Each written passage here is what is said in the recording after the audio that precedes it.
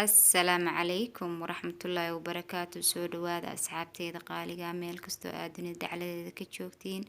asxaabay maxaa inii hayaa maanta waxaa inii hayaa maasha Allah.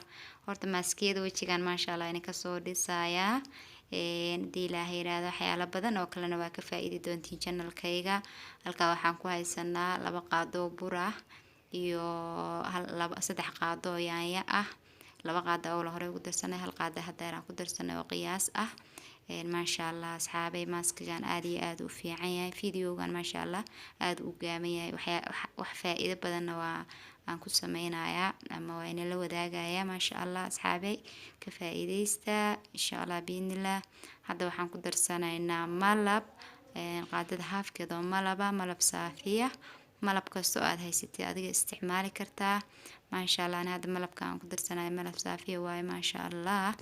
ilaahay inii barakeeyo, qof walba wuxuu haystaa Allah u barakeeyo insha Allah biidnillah. asxaabay waa isku walaaqanaynaa markay maxi noo noqdaan wajiga marsanaysaa. 3 jeer ku cishan kartaa, hal mar marsan kartaa, laakiin waxa fiican inaad ku cilaashatid. waxa heerbalka in lagu cilaashaday fiican yihiin maasha Allah.